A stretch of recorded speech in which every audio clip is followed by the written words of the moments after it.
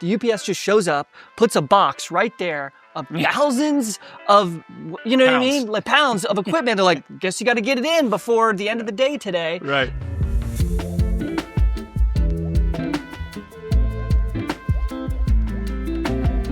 Hey, Danny Matei here with PT Biz, and we are in Daniel Island, South Carolina, just outside Charleston. We're visiting Made2Move Performance. This is Yves, Gege's first practice he set up. This is gonna be a two-parter. So step one, we're gonna see the first practice. And then in video two, we're actually gonna go check out their second office they built in downtown Charleston, which is gonna be really cool as well. So let's go in, chat with Yves, and see how he started this whole thing. Hey, all right, what's up, man? What's up? How's it going? Good to see you. Good to see you. All right, so hey, we're here in Daniel Island. We are at technically the second Made2Move office. This is the first built out office for Made2Move, which now has 3 locations. Correct, yep. So growing quite a bit, yep. But this is the first footprint. And this is something that, you know, obviously Yves is one of the business partners in PT Biz, but we want to show this off in terms of his first office, first expansion. Like, and we've both gone through the difficult stage of that first build out, that first standalone space, which is tough. So we want to show you what it looks like here, you know, with this space, what he was thinking as he went through it. And then also maybe some lessons learned of like, hey, if we was to redo it, like what would you do differently, right? So, yeah. So tell me this. So you live here, Daniel Island, so Yep. this is like home turf for you. When you started your clinic, how long were you in the sublease space? When did you end up moving to this space? Yeah, so I had an insurance-based practice. I decided to sell it. And once I sold it, I started in a CrossFit gym, just a small space. And they were building a new building, complete new building. And I quit my job basically in November, and they were supposed to have the darn place done. Yeah. And they didn't get it done till February. Right. So I was basically just like in their own little like subleased office and just treating people with like basically a mobile table for like 3 months. They finally built out, and I, you know, slowly got into that space. I was in there probably a year and a half, and I grew pretty fast. Yeah. I added Dane, I added Nate, and like by the time I added those people, they're like, this is not what we signed up for. So you had another PT and an admin, or like a, you know, I guess he was a PTA that was functioning in a pseudo admin role. Yep. All in one little subleased office. Yeah, yeah, exactly. Okay. Yeah. And his name was Robert. He came up to me and he was like, yeah, this is not what we signed up for. He's like, I think either you're going to pay this amount of rent, or you probably just need to go find somewhere else. Yeah. And so he's like, it's time to get out of Sure. here. You know, and so that was a super stressful time though, because it was totally unexpected. Yeah. Low overhead, very profitable, doing really well, no pressure, and all of a sudden you got to find this new space. But we wanted to pick DI. We basically did like a heat map, and in that heat map, we saw most of our patients are here, right? I lived here, I knew a lot of people here, and so literally one night I'm panicking, looking at LoopNet, where all the commercial real estate is, and I was like, what is this space? And I was like, oh my God, called right away. We met the owner, able to get that space, and it was like down to the wire. It probably would have had to gone downtown. Wow. It's about 1,700 square feet. Yeah. And like the funny part is see this pillar? Yeah. This whole area past the pillar was actually an entrance to the building.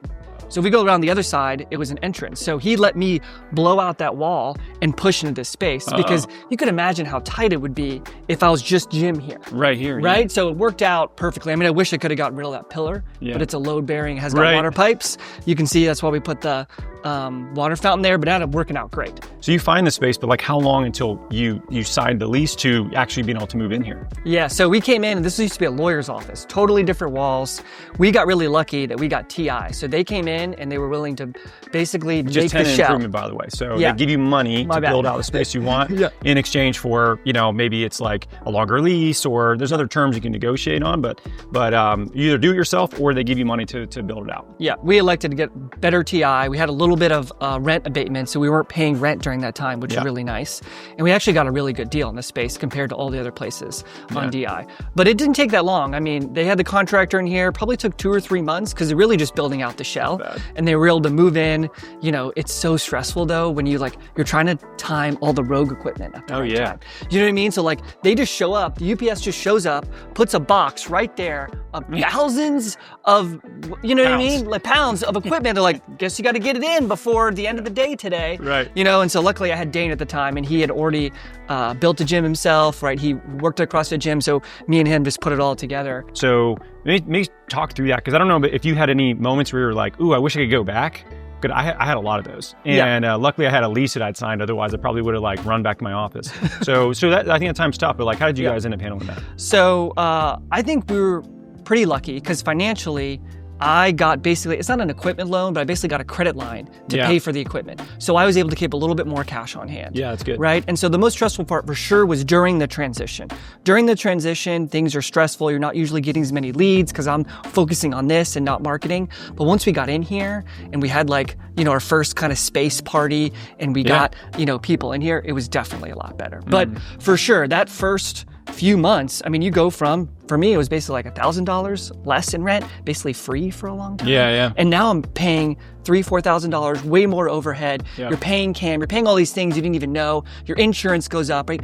Inventory, all these things you really didn't think of just start snowballing and happening. So it was definitely very scary in the beginning. Yeah. I did plan for that though. I knew that I was just going to have to shrink up.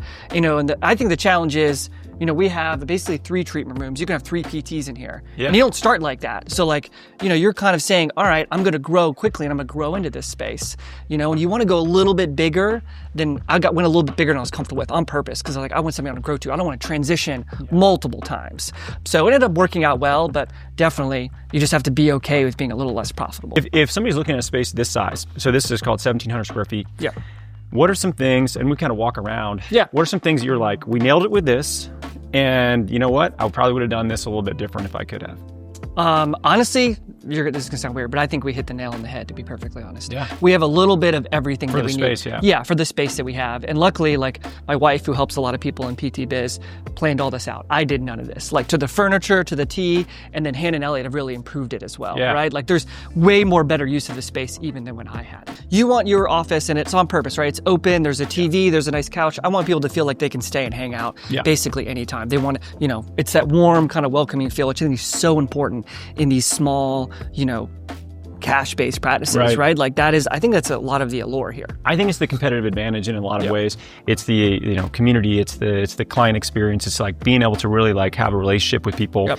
That's the competitive advantage. And yet people have to lean into that. They have to realize that that's what they're building, and to build a space that allows that. I see so many more people doing that over and over again now, which is really smart. But I would like to take a look at the gym because one thing that you guys are doing now is some of the smaller group training work, which I think is ideal for these clinics. And how many people can you actually train in this space at once?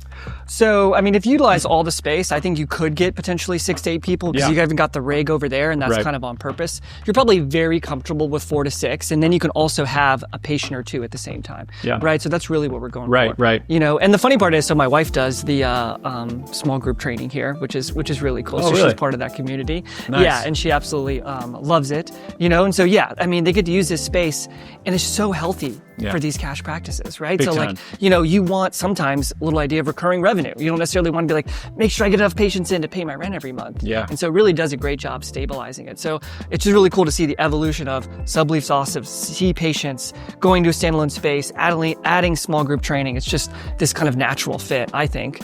We can really see how we're finally able to niche out and get more Gen Pop people. Yeah, sure. You know what I mean? Because like more people are thinking about longevity, more people realize strength training is important. So at this point, we have a huge demographic of people kind of all across. Yeah. You know, main niches, sure, still CrossFit, but ultimately we're getting people all sorts of shapes, sizes, activity levels, which I love to see. Yeah. When we started, it was like, we saw 90% CrossFitters. Yeah.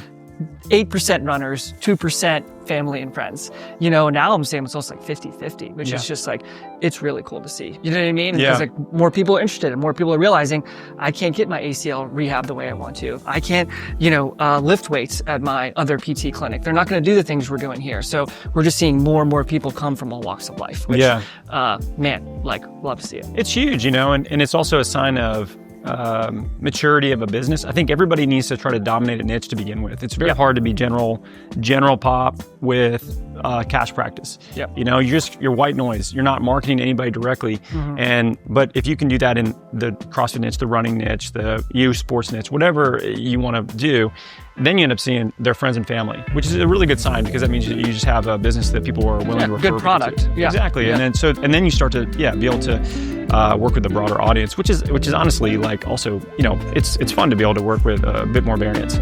So this is cool, man. I'm glad we get a chance to show this off. And in part 2, what we're going to you're actually going to get a chance to chat with Hannah and Elliot, who ended up buying your practice and have expanded it, which is awesome. So you get to see sort of like step number 2 for Made2Move. But dude, this is awesome. This is really fun for me to be able to, show this space off, with you as well. I remember when you built it out, I was like, this is amazing. This was one of the just like cooler practices that I'd seen in the country as far as like just the way it looked, the branding. And now it's like for a lot of people, think about how many blueprints of people that we work with have already like taken this and sort of used it as their model or expanded it a little bit. And it's just really cool to see. Yeah, it does expand. That's the best part. That's the best part. Cool. All right. Well, hey, that's it. Step 1, Made2Move. Guys, we'll see you in the next one. And thanks for watching. Thanks, everybody.